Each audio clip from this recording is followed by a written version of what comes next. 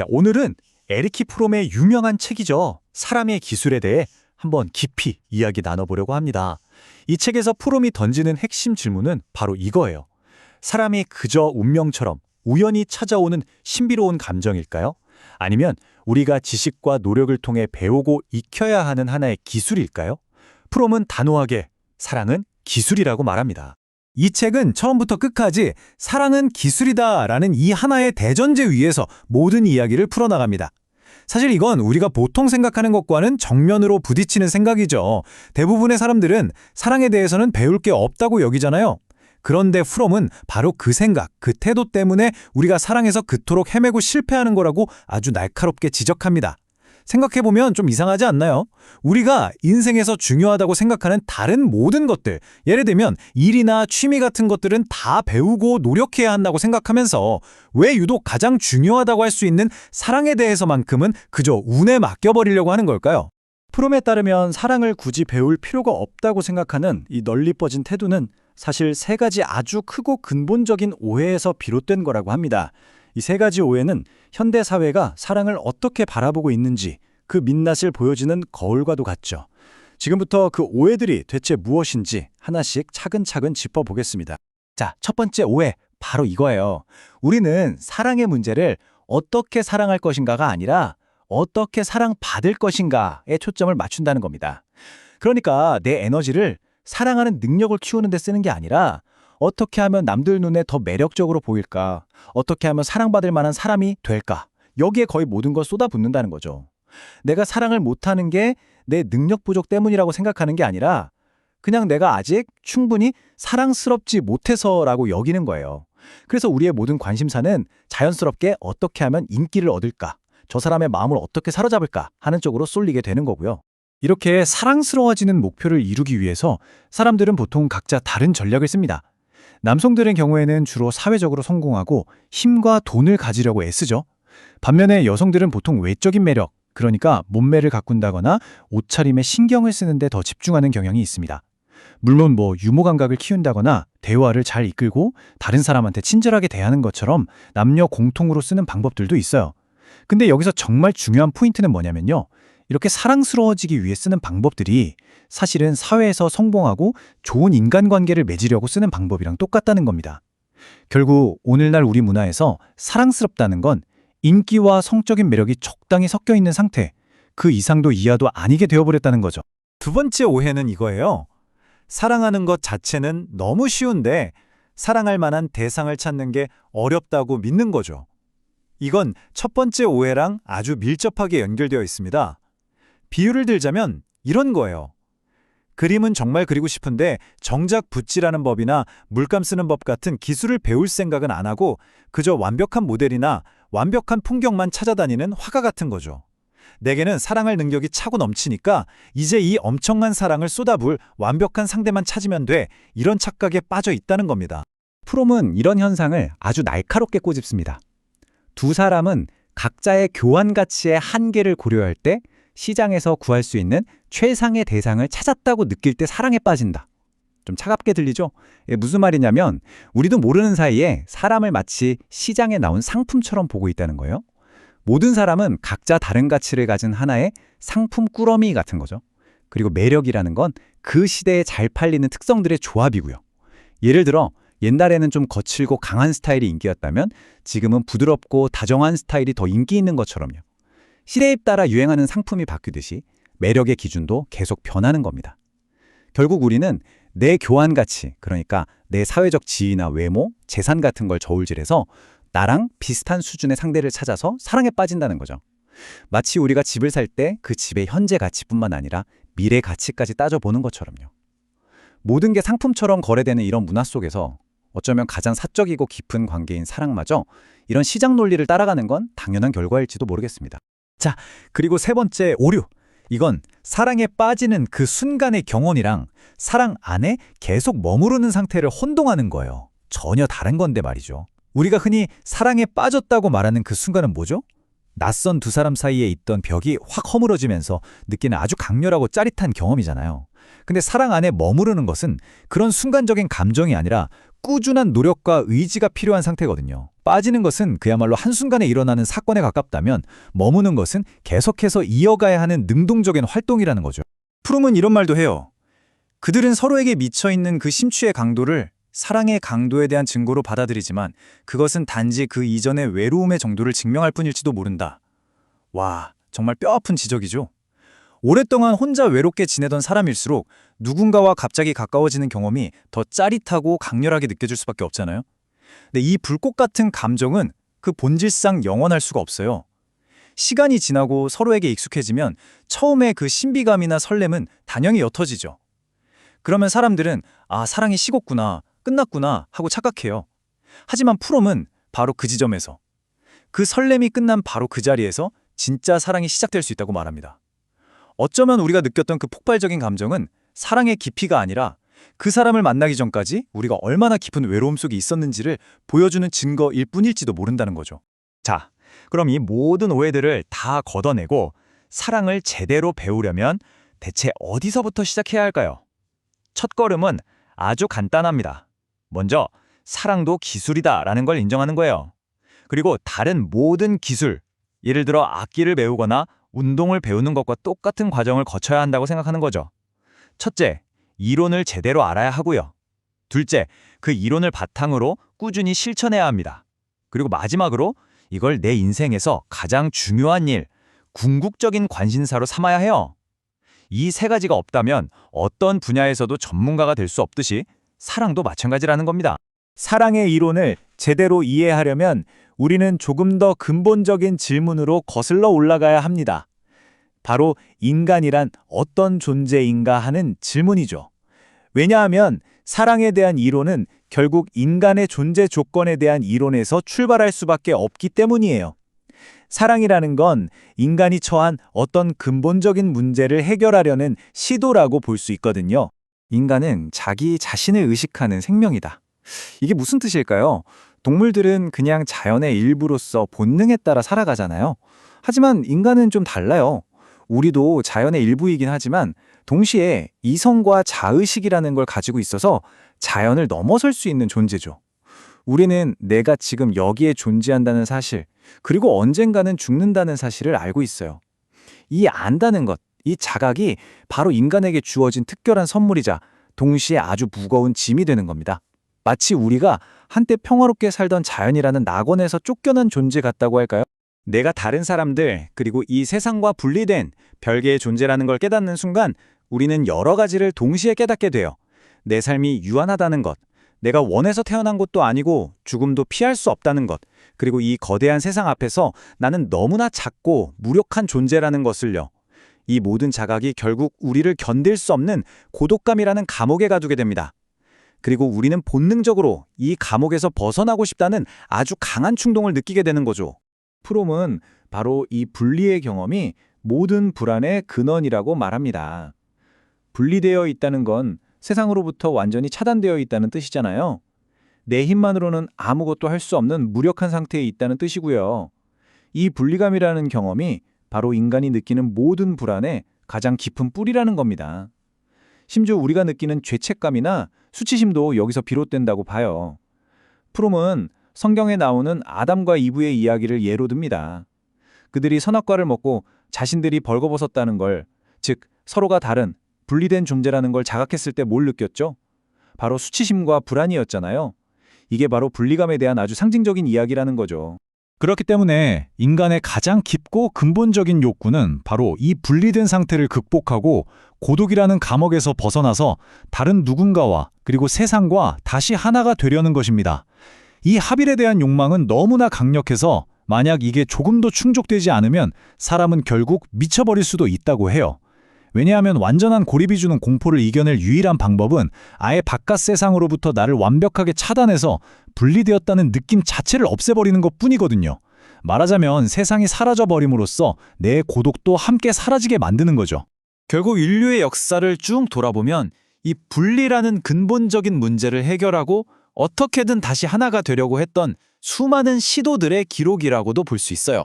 시대와 문화를 막론하고 모든 인간은 각자 자기만의 방식으로 이 고독의 감옥에서 탈출하려고 했어 왔던 거죠. 그 시도들은 크게 세 가지 유형으로 나눠볼 수 있습니다. 첫 번째는 약물이나 종교적인 황홀경 혹은 성적인 오르가즘 같은 아주 강렬한 경험을 통해서 순간적으로 나를 잃고 세상과 하나가 되는 거예요. 이걸 도취적 상태라고 하죠. 하지만 이건 아주 강렬한 만큼 금방 사라지고 일시적이라는 한계가 있어요. 두 번째는 내가 속한 집단이나 사회의 규칙, 가치관에 나를 완전히 맞춰버리는 겁니다. 집단의 동조죠. 이건 안정감을 주지만 결국 진짜 나를 잃어버리고 가짜 통일감에 만족하게 만들어요. 마지막 세 번째는 창조적 활동입니다. 예술가나 장인이 작품을 만들면서 그 대상과 하나가 되는 경험 같은 거죠. 하지만 이것도 결국 사람과 사람이 만나는 건 아니라는 명백한 한계가 있습니다. 이 세 가지 중에서 현대 사회에서 가장 흔하게 볼 수 있는 방법은 단연 집단 내의 동조입니다.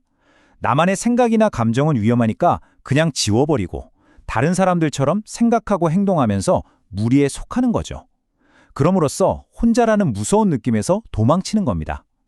이 과정에서 평등이라는 아주 중요한 가치가 왜곡되기도 합니다.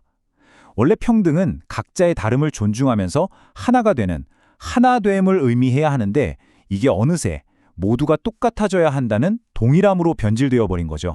프롬의 통찰이 빛나는 부분인데요. 그는 이렇게 말합니다. 어느 정도의 개인성을 느끼려는 욕구는 사소한 차이점에서 만족된다. 핸드백이나 스웨터의 이니셜이 개인적 차이의 표현이 된다. 정말 그렇죠? 모두가 똑같아져야 한다는 압박이 너무 강하니까 사람들은 아주 사소하고 겉으로 드러나는 차이를 통해서 나는 남들과 달라라고 느끼려고 해요. 내가 드는 명품 가방, 내가 지지하는 정치인, 내가 좋아하는 음악이 곧 나 자신인 것처럼요. 하지만 이건 진짜 개성이 아니라 개성을 가졌다는 환상을 소비하는 것에 불과하다는 거죠. 결국 지금까지 우리가 살펴본 이 방법들, 그러니까 도취 상태에 빠지거나 집단에 동조하거나 창조적인 활동에 몰두하는 것들은 전부 인간이 겪는 근본적인 문제에 대한 부분적인 해답일 뿐입니다. 잠깐의 위안을 주거나 문제 자체를 잠시 잊게 해줄 수는 있겠죠. 하지만 그 분리감에서 오는 깊은 불안을 완전히 해결해 주지는 못해요. 비유하자면 이건 진통제이지 근본적인 치료제는 될 수 없다는 겁니다. 그렇다면 완전한 해답은 어디에 있을까요? 프롬은 단호하게 말합니다. 이 실존적인 문제에 대한 유일하고도 완전한 해답은 오직 다른 한 사람과의 깊은 인격적인 합일, 즉 대인관계의 융합을 통해서만 가능하다고 말이죠. 그리고 그 완전한 해답의 이름이 바로 사랑입니다. 다른 사람과 하나가 되고자 하는 이 욕망이야말로 인간을 움직이는 가장 강력한 힘이고 더 나아가 가족과 사회, 인류 전체를 하나로 묶어주는 근원적인 힘이라는 거죠. 하지만 여기서 프롬이 말하는 사랑은 우리가 흔히 생각하는 것처럼 한 사람이 다른 사람한테 완전히 의존하거나 흡수되어 버리는 그런 관계가 아니에요. 그건 공생적 합일이라고 부르는데 진정한 사랑과는 거리가 멀죠. 프롬이 말하는 성숙한 사랑은 각자가 자기 자신의 개성과 온전함을 그대로 지키면서 이루어지는 합일입니다.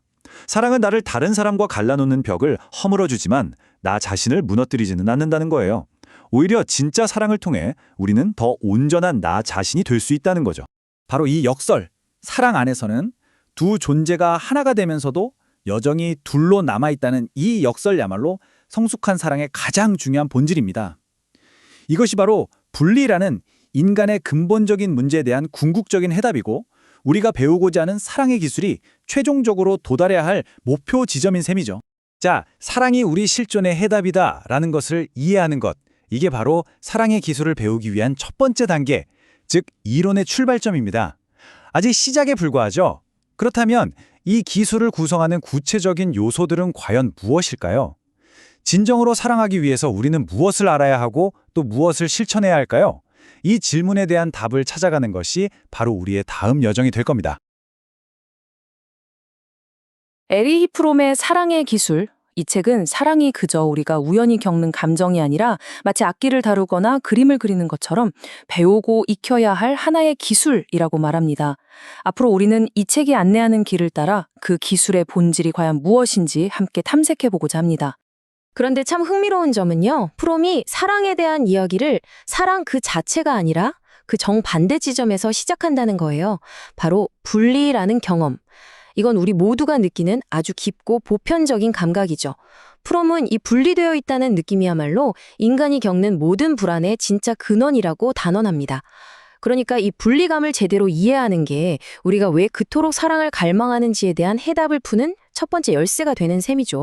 사랑이 왜 필요한지 알려면 먼저 그 필요가 어디서부터 생겨나는지 알아야겠죠. 그렇다면 대체 우리는 왜 이 분리라는 감옥에 갇히게 된 걸까요? 프롬은 그 원인을 외부의 어떤 사건이 아니라 우리 인간의 존재 방식 그 자체, 즉 우리의 실존적인 조건에서 찾습니다. 인간은 스스로를 자각하는 존재입니다. 다시 말해 자기 자신을 안다는 거죠. 우리는 언젠가 죽는다는 사실, 우리의 삶이 얼마나 짧고 유한한지를 알고 있어요.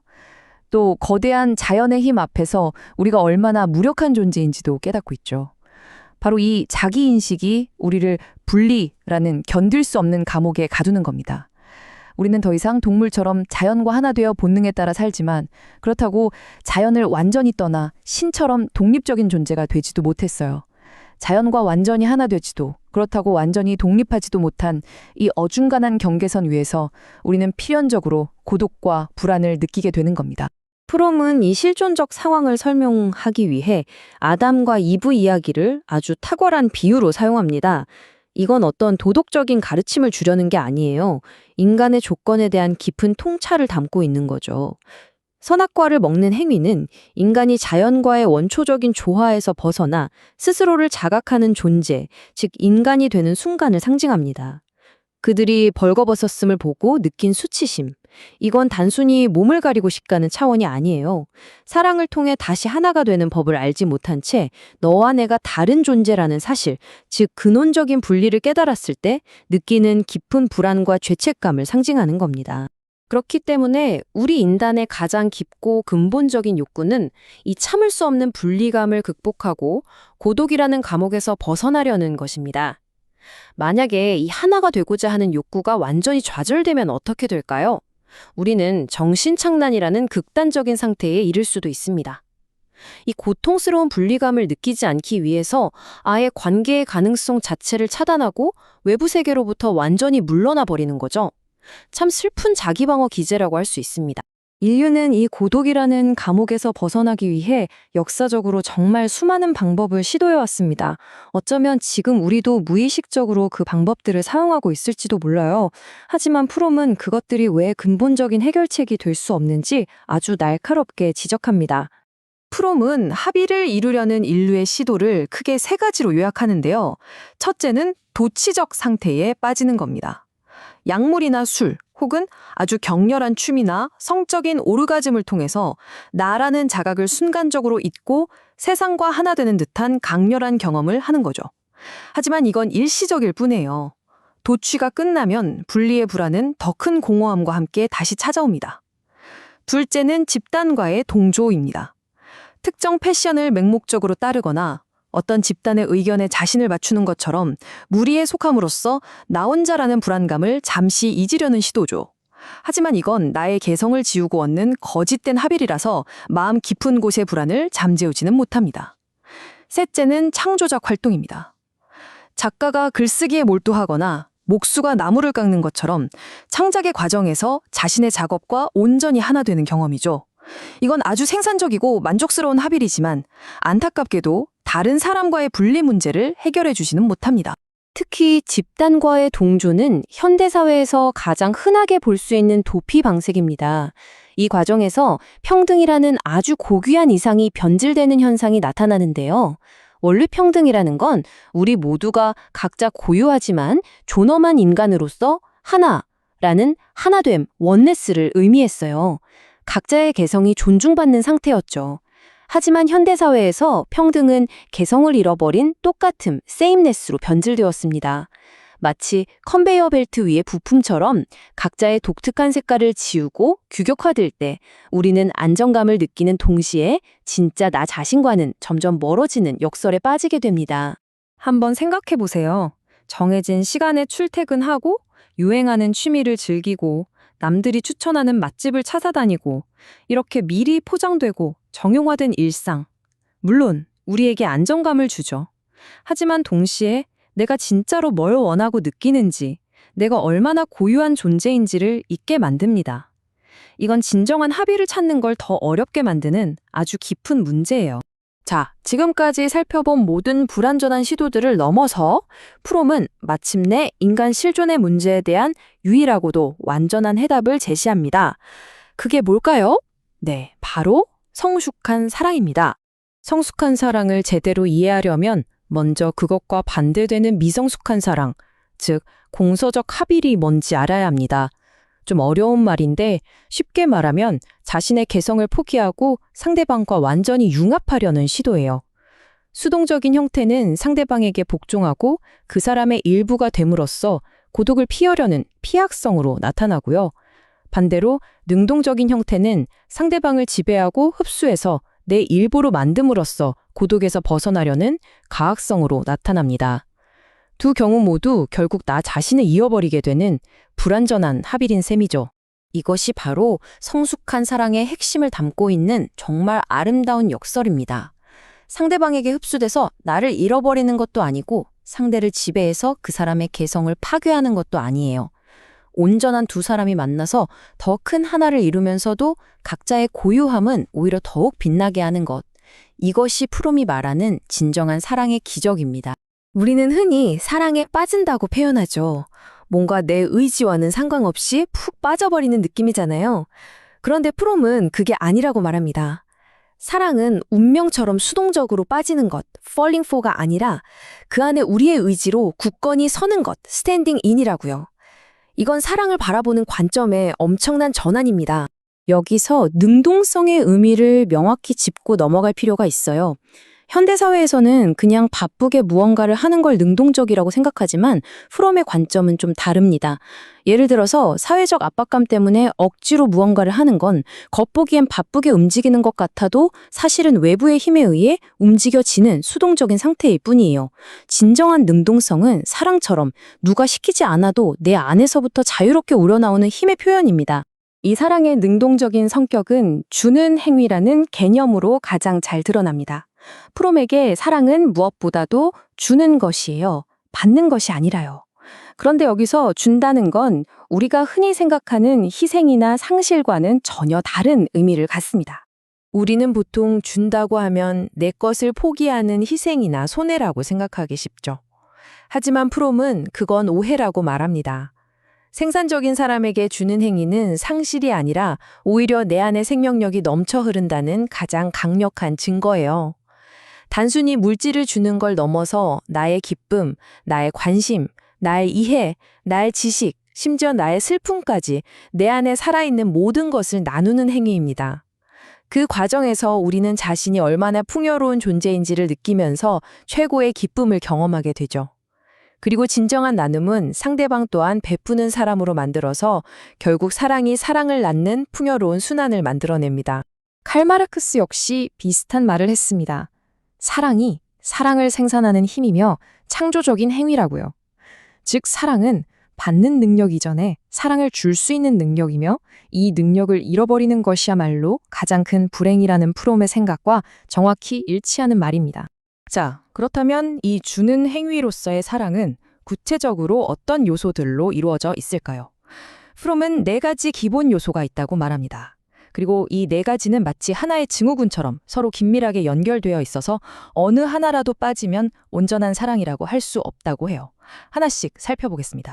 첫 번째 요소는 보호 또는 관심입니다. 우리가 사랑하는 대상의 생명과 성장에 대한 능동적인 관심이죠. 프롬은 성경에 나오는 요나 이야기를 예로 드는데요. 하나님은 요나에게 사랑이란 무언가를 위해 수고하고 그것을 잘하게 하는 것이라고 설명합니다. 이런 능동적인 관심이 없다면 그건 사랑이라고 말할 수 없겠죠. 두 번째는 책임입니다. 이때의 책임은 의무감이나 부담과는 달라요. 영어 단어 responsibility가 응답할, respond, 능력, ability를 의미하는 것처럼 자발적으로 응답하려는 자세를 말합니다. 상대방이 굳이 말로 표현하지 않은 묘모한 감정이나 필요까지도 기꺼이 헤아리고 반응할 준비가 되어 있는 것. 그것이 바로 사랑의 책임감입니다. 세 번째는 존중입니다. 존중이라는 말의 어원은 있는 그대로 바라보다는 뜻이라고 해요. 내가 원하는 모습으로 상대를 바꾸려 하거나 나의 필요를 채우기 위한 수단으로 여기는 게 아니라 그 사람의 고유한 길을 있는 그대로 응원해주는 마음이죠. 그렇기 때문에 존중은 지배가 아닌 자유를 바탕으로만 가능합니다. 프롬은 사랑은 자유의 딸이지 결코 지배의 딸이 아니다 라고 힘주어 말합니다. 그리고 네 번째 요소는 지식입니다. 나의 경험과 편견이라는 안경을 벗고 상대방의 눈으로 세상을 보려고 끊임없이 노력하는 것, 그것이 바로 사랑의 지식입니다. 이 지식이 없다면 어떻게 될까요? 우리의 보호는 간섭이 되고 책임은 부담이 되며 존중은 무관심이 될 수도 있습니다. 타인의 비밀, 그러니까 그 사람의 본질을 알고자 하는 욕망은 때로 상대를 파괴하고 고통을 줌으로써 그 비밀을 강제로 알아내려는 가학적인 형태로 왜곡될 수 있습니다. 하지만 프롬은 진정한 알은 그런 방식으로 얻어지지 않는다고 말해요.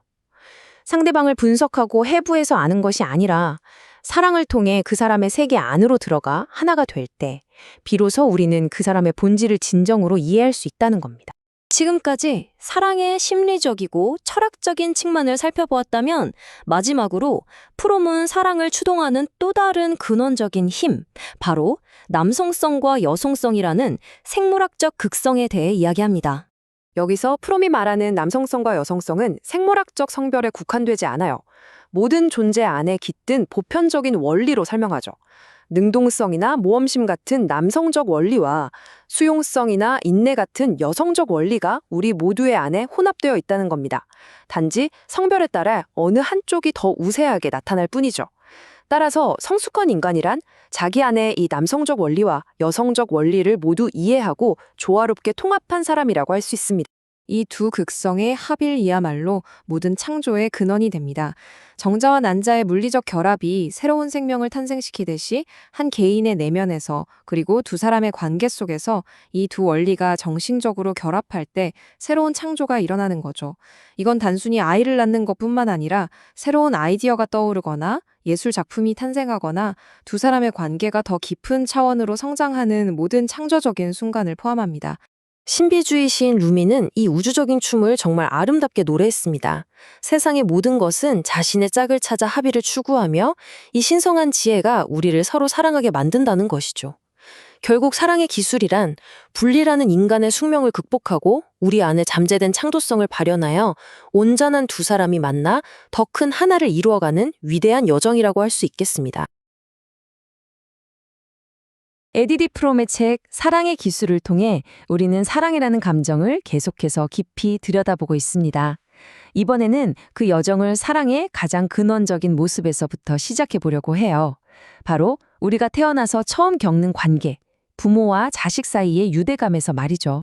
에리에 프롬이 제시하는 이 문장은 우리가 앞으로 나눌 이야기에 아주 중요한 핵심을 담고 있습니다.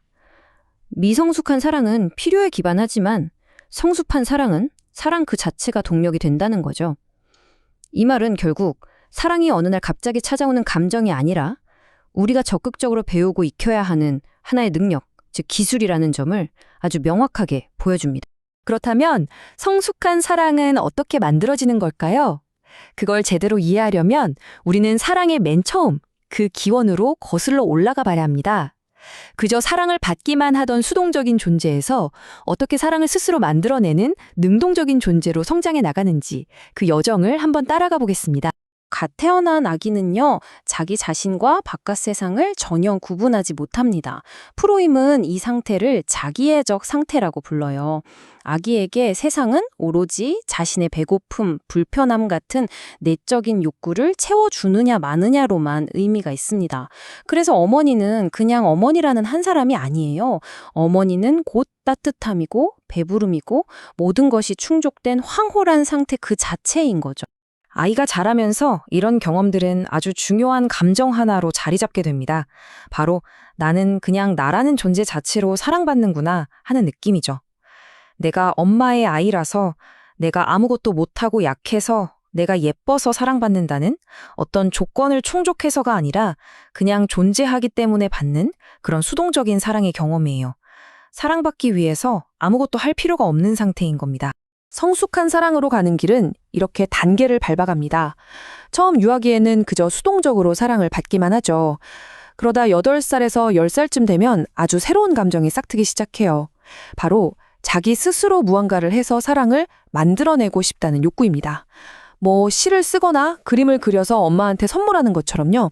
뭔가를 줌으로써 사랑을 표현하려는 첫 시도인 셈이죠. 그리고 청소년기가 되면 자기중심적인 생각에서 벗어나서 다른 사람의 마음이나 필요가 내 것만큼 어쩌면 그 이상으로 중요하게 느껴지기 시작합니다. 마침내 성숙기에 이르면 받는 기쁨보다 주는 기쁨이 더 커지고 사랑받는 것보다 사랑하는 그 행위 자체가 더 소중해지는 단계에 이르게 되는 거죠. 이 두 문장의 차이, 이게 바로 정서적으로 성숙했다는 게 뭔지를 보여주는 핵심입니다. 유아기의 사랑은 나는 사랑받기 때문에 사랑한다는 원칙을 따라요. 다른 사람에게 사랑을 받으니까 그에 대한 반응으로 사랑을 표현하는 거죠. 하지만 성숙한 사랑은 달라요. 나는 사랑하기 때문에 사랑받는다. 이 말은 이제 더 이상 의존적인 상태가 아니라 사랑을 주기만 기다리는 사람이 아니라 내 안에서 사랑을 만들어낼 힘이 있는 존재가 되었다는 뜻입니다. 아이가 자라면서 사랑의 모습도 변합니다. 아이는 근본적으로 다른 두 가지 종류의 부모 사랑을 경험하게 되는데요. 프롬은 이것을 어머니의 원리와 아버지의 원리라고 부릅니다. 프롬이 말하는 모성애는요, 우리가 태어난 고향, 자연 같은 거예요. 땅이나 바다처럼 모든 걸 감싸 안는 무조건적인 사랑이죠. 아이가 뭔가를 잘해서가 아니라 그냥 내 아이라는 이유 하나만으로 사랑하는 겁니다. 존재 자체를 완전히 긍정해 주는 거죠. 이 사랑은 노력해서 얻을 수 있는 게 아니에요. 그냥 그 사랑 안에 있으면 축복이고 그 사랑이 없으면 세상의 모든 빛이 사라진 듯한 절망을 느끼게 됩니다. 반면에 부성애는 인간 존재의 다른 한쪽 면을 보여줍니다. 바로 생각, 규칙, 질서, 규율, 그리고 모험의 세계죠.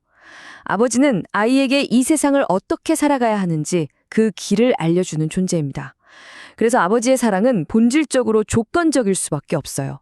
기대를 충족시키고 맡은 바를 다해야만 얻을 수 있는 노력해서 획득해야 하는 사랑인 셈입니다. 이 두 가지 원리는 그냥 다른 게 아니라 아이가 성장하는데 각각 꼭 필요한 역할을 합니다.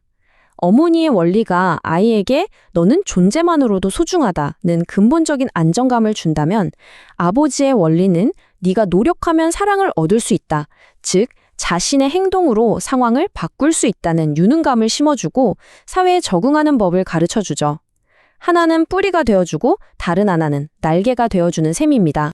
그렇다면 진정한 성숙이란 무엇일까요? 이 둘 중 하나를 선택하는 게 아닙니다. 이 두 가지 원리를 자기 내면에서 하나로 합치는 것, 바로 거기에 있습니다. 결국 우리가 성장한다는 건 외부에 있던 어머니와 아버지의 모습을 내 안으로 가져와서 그 특성들을 내 인격의 일부로 만드는 과정이라고 할 수 있어요. 다시 말해, 내 스스로가 나 자신의 어머니가 되고 또 아버지가 되는 거죠. 건강하고 성숙한 사람은 자기 안에 이 두 가지 목소리를 모두 가지고 사랑합니다. 하나는 어머니의 양심이에요. 네가 어떤 잘못을 했어도 너의 삶과 행복을 바라는 내 사랑은 변하지 않아 라고 말해주며 무조건적으로 나를 받아주죠. 다른 하나는 아버지의 양심입니다. 그건 잘못된 행동이야. 더 나아지려면 그 방식을 바꿔야 해 라고 말하며 이성적으로 판단하고 개선하도록 이끌죠. 결국 성숙한 사랑이란 이처럼 나 자신을 무조건적으로 수용하면서도 동시에 더 나은 방향으로 나아가도록 이끌어주는 온전한 사랑을 스스로에게 베풀 수 있게 되는 겁니다. 프롬은 바로 이 내면의 통합에 실패하는 것이 신경증의 근본 원인이라고 봤습니다. 어느 한쪽으로 너무 치우치면 문제가 생기는 거죠. 예를 들어 어머니의 원리에만 너무 기대면 현실 감각을 잃고 의존적이 변해서 우울감이나 무력감에 빠지기 쉽고요. 반대로 아버지의 원리에만 치우치면 자신과 타인에게 지나치게 엄격하고 비판적이어서 규칙과 질서에만 얽매이는 강박적인 사람이 될 수 있습니다. 결국 건강한 정신은 이 두 원리가 균형을 이룰 때 가능하다는 이야기입니다. 자, 이렇게 우리 안에 어머니와 아버지의 양심을 모두 갖추어서 단단한 내면을 만들었다면 그 다음은 어떻게 될까요? 이제 우리는 밖으로 시선을 돌려서 다른 사람들과의 가장 근본적인 관계 맺기, 그 형태를 탐구해 볼 수 있습니다. 프롬은 다른 모든 종류의 사랑, 그러니까 우리가 아는 모든 사랑의 바탕이 되는 가장 기본적인 사랑이 바로 형제라고 말합니다. 이건 성서에 나오는 내 이웃을 내 몸과 같이 사랑하라는 말과 같은 맥락의 사랑입니다. 특정한 한 사람을 향한 사랑이 아니라 세상 모든 사람을 대하는 태도, 마음의 방향 같은 거죠. 이 사랑의 가장 큰 특징은 어느 누구도 배제하지 않는다는 점입니다. 내가 진정으로 사랑할 수 있는 능력을 갖췄다면 내 형제, 내 이웃을 사랑하지 않을 수가 없다는 거예요. 이런 형제애를 느끼려면 우리를 나누는 겉모습의 차이를 넘어서야 합니다. 직업이나 배경, 생각의 차이 같은 피상적인 것들 너머에 있는 우리 모두가 똑같이 가지고 있는 인간성의 핵심을 봐야 하죠. 다른 사람의 겉모습만 보면 차이점만 보이겠지만 그 사람의 본질, 그 핵심으로 들어가 보면 우리 모두가 연결된 하나라는 사실을, 결국 우리 모두가 형제라는 사실을 깨닫게 된다는 겁니다. 여기서 아주 흥미로운 점은요. 이 사랑이 나와 가깝고 나에게 도움이 되는 사람들을 사랑하는 데서 시작되지 않는다는 거예요. 오히려 아무런 힘이 없는 사람, 가난한 사람, 낯선 이방인을 사랑하는 데서 진짜 사랑이 시작된다고 말합니다. 왜냐하면 그들은 나에게 어떤 이득도 줄 수 없는 사람들이기 때문이죠. 이렇게 아무런 목적 없이 순수하게 사랑할 수 있을 때 비로소 진짜 형제애가 피어난다는 겁니다. 모든 인간을 향한 보편적인 사랑, 형제애에 대해 살펴봤습니다. 이제 다시 이야기의 출발점이었던 가장 원초적인 사랑, 모성애로 돌아가서 이 사랑이 겪게 되는 더 깊은 차원의 과제에 대해 탐구해 보겠습니다. 프롬은 진정한 모성애에는 두 가지 중요한 측면이 있다고 말하는데요. 성서에 나오는 아주 강력한 비유를 들어서 설명합니다. 대부분의 어머니는 젖을 줄 수 있습니다. 아이가 살아남고 성장하는 데 필요한 기본적인 보살핌을 주는 거죠. 하지만 꿀을 주는 건 다른 차원의 이야기입니다. 꿀은 삶이 얼마나 달콤하고 멋진 것인지, 살아있다는 것 자체가 얼마나 큰 행복인지를 느끼게 해주는 것을 의미해요. 이걸 주기 위해서 어머니는 그냥 좋은 엄마인 것만으로는 부족하고 행복한 사람이어야만 합니다. 삶에 대한 사랑과 기쁨은 마치 전염되는 것과 같아서 엄마 자신이 그걸 느껴야 아이에게도 전해줄 수 있기 때문이죠. 어린 아기를 사랑하는 건 어찌 보면 당연하고 쉬워 보입니다. 하지만 프롬은 그 동기가 생각보다 복합적일 수 있다고 지적해요. 물론 본능도 있겠지만 그 안에는 아이를 내 일부처럼 여기는 자기 애적인 만족감이나 약한 존재를 내 마음대로 하라는 소유욕, 혹은 생명을 돌보면서 마치 창조자가 된 듯한 느낌을 받으려는 욕구 같은 것들이 섞여 있을 수 있다는 거죠. 그리고 이런 동기들은 아이가 자라면서 진짜 시험대에 오르게 됩니다.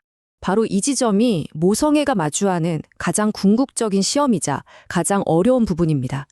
두 사람이 하나가 되려고 하는 다른 사람과 달리 모성애는 하나였던 두 존재가 결국엔 분리되어야만 완성됩니다. 어머니는 아이가 떠나는 것을 그냥 견디는 걸 넘어서 아이의 분리를 적극적으로 바라고 지지해줘야 한다는 거죠. 그래서 진정한 모성애를 이루려면 이기심이 없어야 합니다. 나의 모든 것을 주고도 결국엔 아이의 행복을 위해 그 아이가 나를 떠나 독립하기를 바랄 수 있는 능력, 이것이야말로 진짜 사랑의 표현인 거죠. 자기애가 강하거나 지배적인 성향의 어머니는 아이가 작고 자신의 통제 아래 있을 때만 사랑하는 엄마 역할을 할 수 있습니다. 아이가 자기만의 길을 가려고 할 때 진정으로 사랑하는 어머니만이 그 분리를 기꺼이 축복하며 계속해서 사랑을 줄 수 있는 겁니다. 진정한 사랑은 오히려 분리를 지지한다는 이 역설적인 사실은 우리에게 중요한 질문을 던져줍니다. 그렇다면 우리가 그토록 갈망하는 합일, 즉 하나가 되고 싶다는 욕망으로 정의되는 다른 형태의 사랑들은 과연 어떤 의미를 갖는 걸까요? 이 질문이 바로 우리가 다음에 탐구할 이야기의 중요한 실마리가 될 겁니다. 에리리 프롬의 저서 사랑의 기술에 대한 탐구를 이어가겠습니다.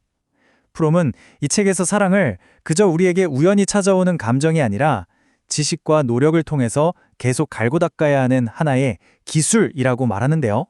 자, 이번 시간에는 사랑이 향하는 여러 대상, 그러니까 사랑의 다양한 형태에 대해 이야기해 볼 거예요. 프롬에 따르면 사랑을 이해하는 여정은 우리 삶의 가장 처음, 그 원초적인 경험에서부터 시작해야 합니다. 바로 부모에게서 받은 사랑이죠. 이 첫 경험이 우리 마음속에 어떤 사랑의 틀을 만들고 나중에 우리가 맺는 모든 관계에 어떤 영향을 미치는지 그 과정을 한번 따라가 보겠습니다. 우리가 인생에서 처음 만나는 사랑은요, 누군가를 사랑하는 그런 능동적인 행위가 아니에요. 전적으로 사랑받는 수동적인 경험이죠. 이 경험은 마치 우리 마음에 씨앗이 하나 심기는 것과 같아서 평생에 걸쳐 우리가 사랑을 주고받는 방식의 아주 근본적인 바탕이 됩니다. 프로이드는 갓 태어난 아기의 상태를 나르시시즘이라고 표현해요. 이 단계에서 아기는 자기 자신과 바깥 세상을 구분하지 못하거든요. 엄마는 그냥 별개의 사람이 아니라 자기 몸의 일부처럼 느껴지는 거죠. 엄마는 곧 따뜻함이고 배고픔을 채워주는 음식이고 모든 불안을 없애주는 절대적인 안전 그 자체입니다. 바깥 세상은 오직 나의 필요를 채워주느냐 아니냐, 오직 그걸로만 의미가 있는 거예요. 이상적인 형태의 모성애는요, 완벽하게 무조건적입니다. 이 사랑은 아이가 뭘 잘했는지, 뭘 성취했는지, 내 기대를 채워줬는지와는 아무런 상관이 없어요. 아이는 그냥 존재한다는 그 사실 하나만으로 사랑받습니다. 네가 아프지 않았으면 좋겠다, 네가 행복했으면 좋겠다는 식의 아이의 생명과 필요에 대한 무조건적인 긍정이죠. 이 경험은 한 사람의 내면에 아주 깊은 안정감과 존재 자체에 대한 긍정을 심어줍니다. 마치 평생 마르지 않는 샘물처럼 힘의 원천이 되어주죠. 모성애의 원리는 이 한 문장으로 딱 요약이 돼요. 나는 사랑받는다. 왜냐하면 내가 나이기 때문이다.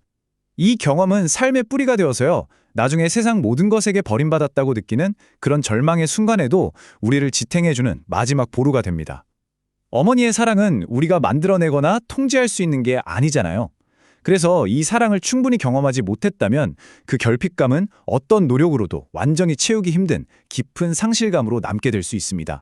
모성애가 우리를 품어주는 자연, 그리고 땅의 세계를 상징한다면 부성애는 우리가 앞으로 나아가야 할 인간이 만든 세계를 상징합니다. 아버지는 아이에게 법이나 질서, 규율 같은 사회의 원칙을 가르치고 세상 속에서 자기 길을 잘 찾아갈 수 있도록 돕는 안내자 역할을 하죠.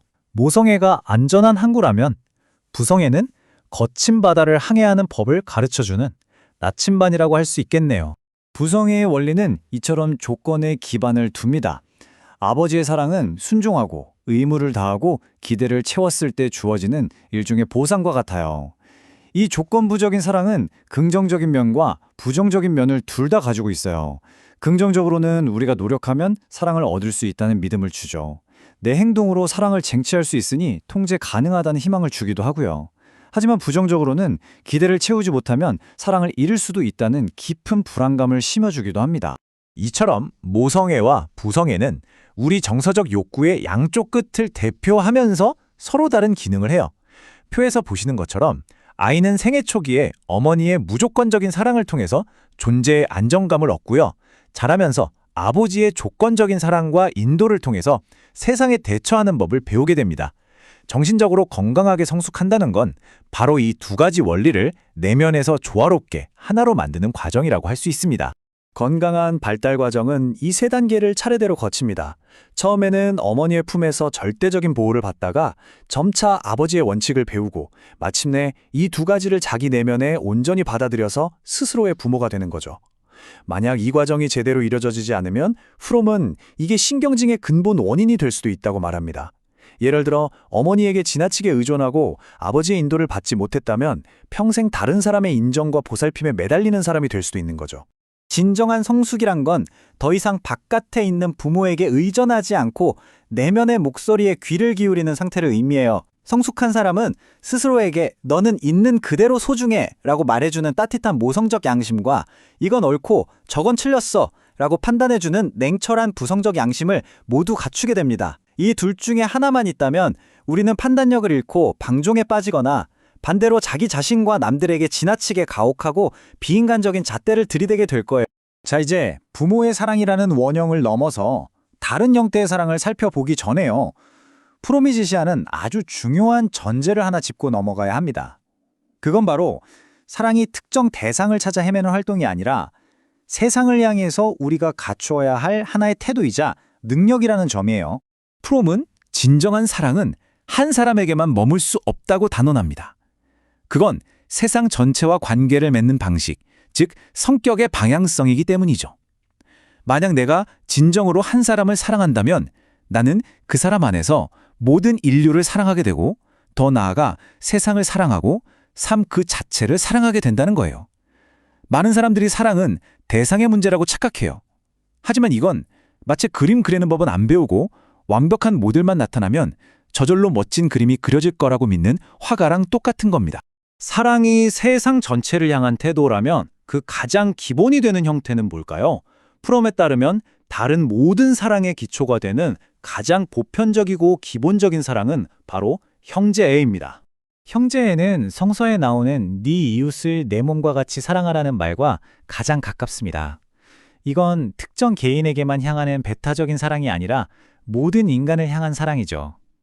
형제애의 핵심은 나와 상대방의 겉으로 보이는 차이를 꿰뚫어보고 그 사람의 가장 깊은 곳에 있는 인간성의 본질, 그러니까 우리 모두에게 공통으로 있는 인간다움을 발견하고 그것과 하나가 되는 경험이에요. 이건 동등한 존재들 사이의 사랑이기 때문에 도움을 주는 사람과 받는 사람 사이에서도 서로가 동등한 인간이라는 걸 잊지 않을 때 진정한 형제애가 표현할 수 있습니다. 프롬은 형제애가 언제 가장 명확하게 드러나는지 날카롭게 짚어내요. 바로 우리에게 어떤 이득도 주지 않는 사람들을 사랑할 때입니다. 내 가족이나 친구를 사랑하는 건 어찌 보면 당연한 일이잖아요. 하지만 나와 아무런 관련 없는 가난한 사람, 낯선 이방인을 사랑하는 건 차원이 다른 문제죠. 구약 성서에서 너희는 이방인의 사정을 안다. 너희도 이집트 땅에서 나그네였기 때문이다. 라고 말하면서 이방인에 대한 사랑을 강조하는 것처럼 나의 무력했던 경험을 통해서 다른 사람의 무력함에 공감하고 연민을 느낄 때 비로소 형제애는 싹트기 시작합니다. 앞서 우리는 아이의 발달 과정에서 모성애의 역할을 살펴봤었죠. 이제 프롬의 관점에서 이 모성애가 어떻게 한 성숙한 개인이 도달해야 할 가장 이타적이고 어려운 사랑의 한 형태가 되는지 좀 더 깊이 들어가 보겠습니다. 프롬은 성경에서 약속의 땅을 젖과 꿀이 흐르는 땅이라고 묘사한 것에서 영감을 얻어서 모성애를 두 가지 측면으로 나눠요.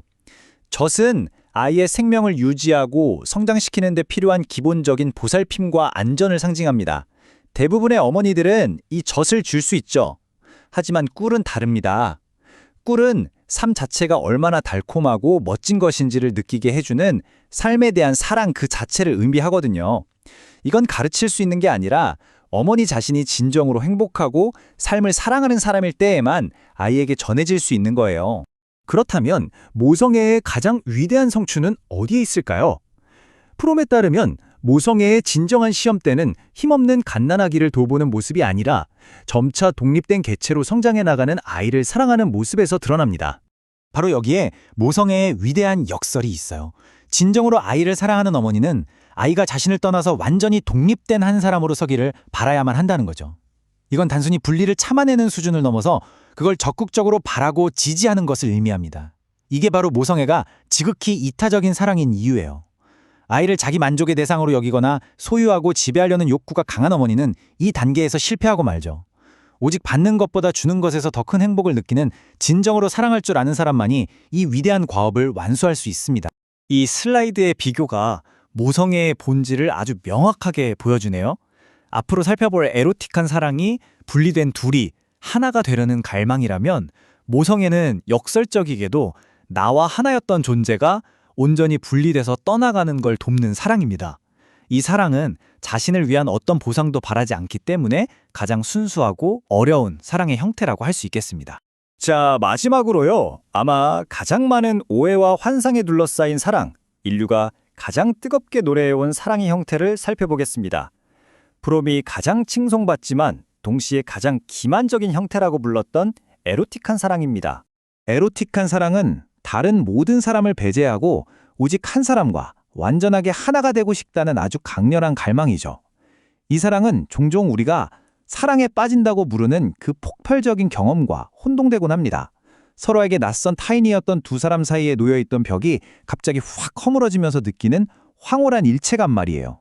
프롬은 많은 현대인들이 겪는 사랑의 과정을 이렇게 묘사해요. 처음에 그 강렬한 감정은 영원한 사랑의 증거처럼 느껴지지만 사실 그건 사랑의 깊이가 아니라 그 이전에 느꼈던 외로움의 깊이를 증명하는 것일지도 모릅니다. 낯선 사람이 익숙한 사람이 되고 나면 더 이상 극복할 장벽도 알아갈 신비도 사라지죠. 결국 권태가 찾아오고 실망감과 함께 그들은 또 다른 낯선 사람과의 새로운 사랑에 빠짐을 찾아 떠나게 됩니다.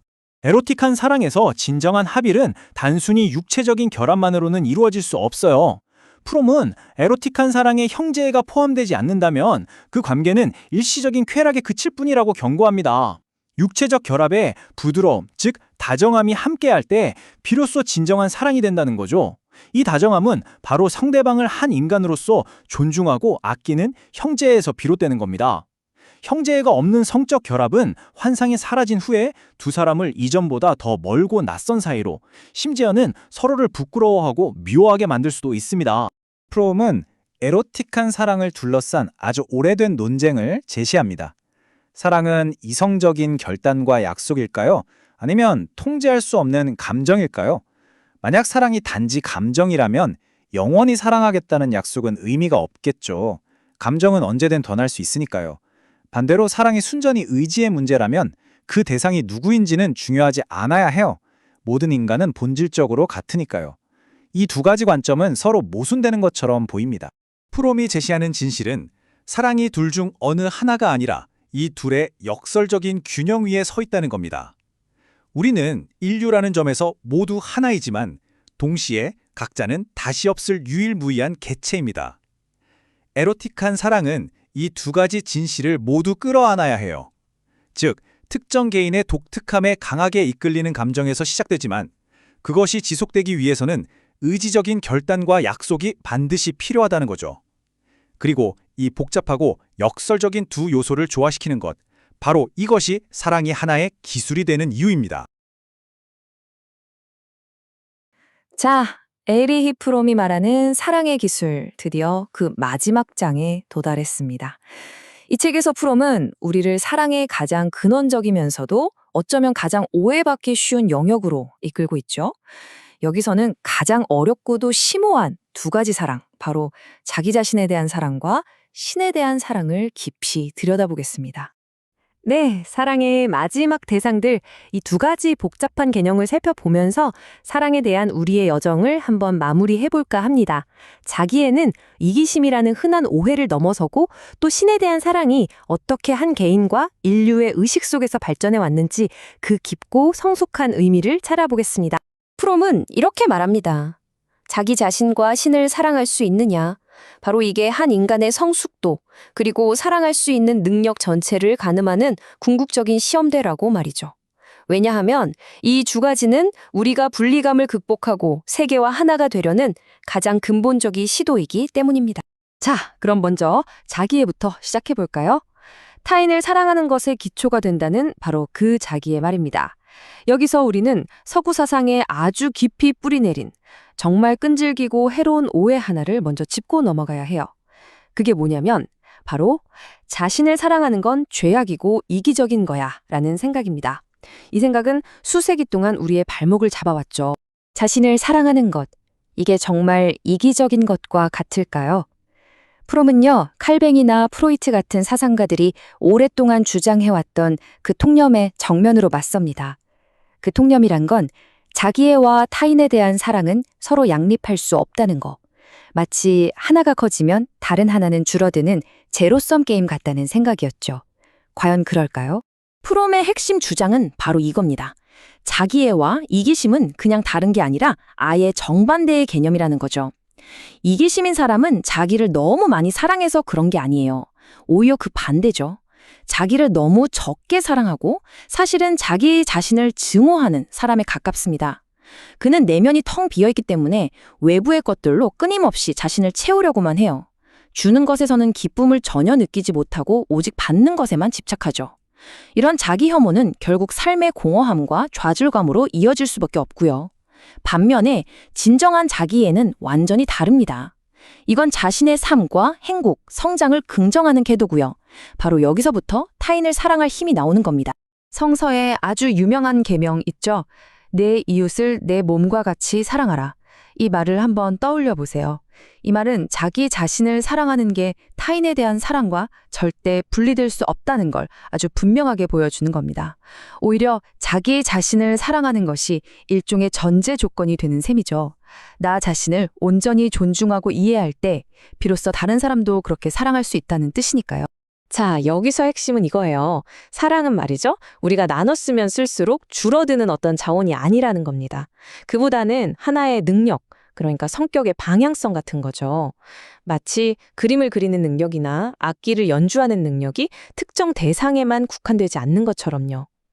진정한 사람은 생산적인 힘의 표현이고, 그래서 타인뿐만 아니라 자기 자신에게도 동등하게 향합니다.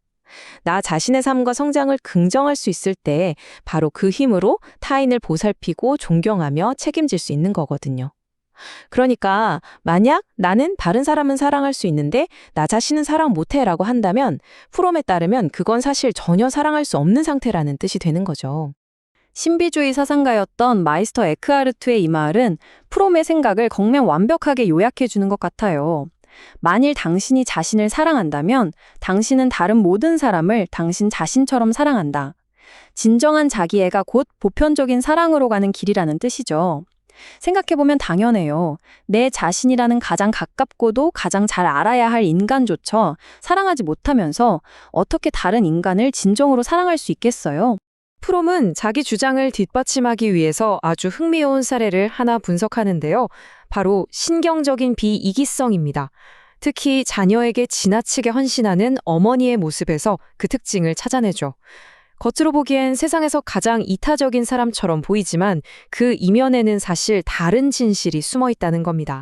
이 겉으로만 보이는 비이기성은 사실 미덕이 아니에요. 오히려 자기애가 심각하게 결핍된 상태를 감추기 위한 보상 심리일 뿐이죠. 당사자는 자신의 헌신을 자랑스럽게 여기지만 정신분석을 통해 그 내면을 들여다보면 그 이면에는 사랑할 능력을 잃어버린 깊은 상처가 있습니다. 그들은 삶을 즐기거나 무언가를 원하는 것 자체로 두려워하죠. 결국 모든 문제의 뿌리는 바로 이 생산성의 결여, 즉 스스로를 사랑하지 못하는 데 있는 거예요. 이런 어머니의 숨겨진 삶에 대한 적대감은 전염성이 아주 강합니다. 자녀들은 헌신이라는 미덕의 가면 아래에서 삶 자체를 싫어하도록 배우게 되죠. 아이들은 진정으로 사랑받는 아이가 누리는 행복을 느끼지 못하고 늘 어머니의 기대를 충족시켜야 한다는 불안감과 죄책감에 시달리게 됩니다.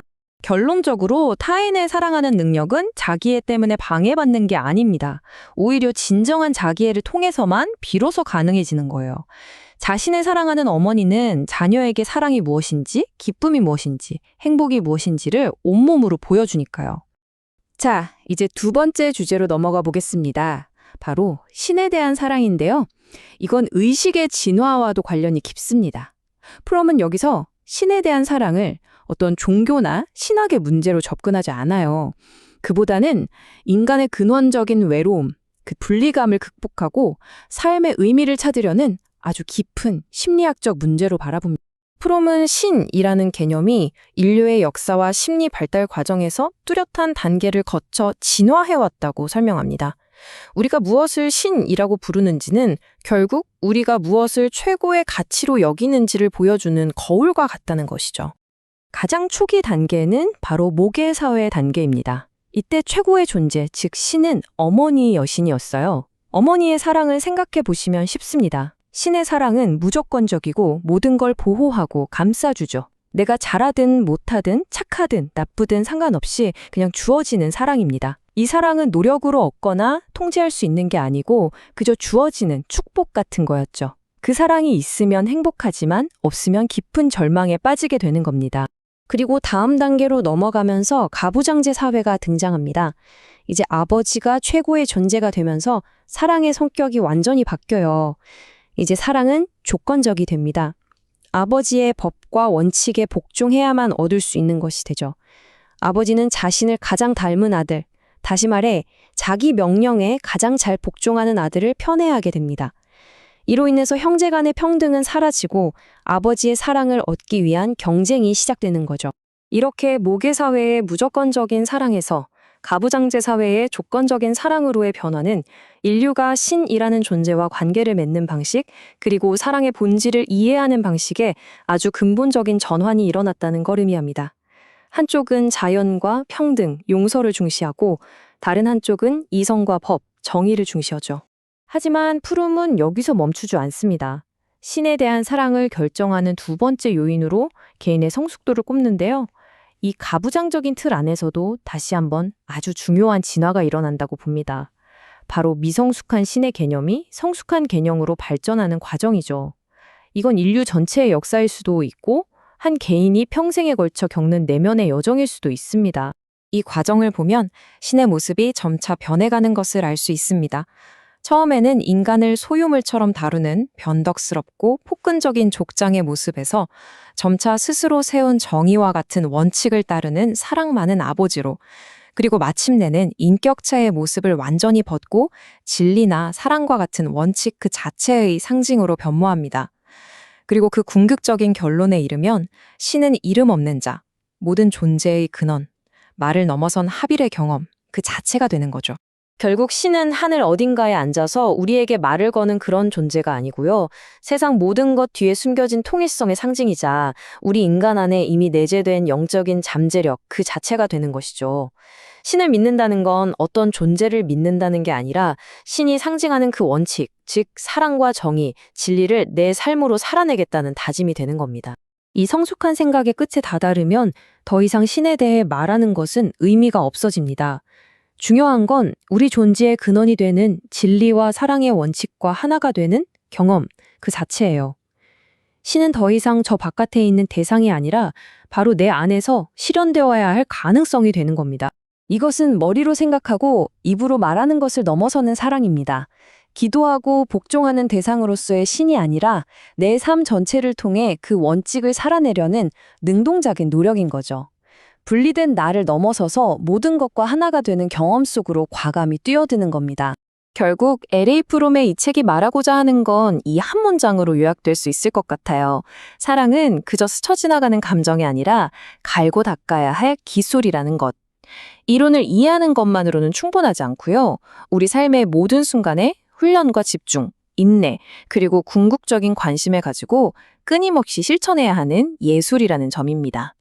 자기 자신을 사랑하는 법에서 시작해서 궁극적으로는 모든 존재와 하나 되는 경험에 이르기까지 이 길고 깊은 여정은 이제 당신의 실천을 기다리고 있습니다.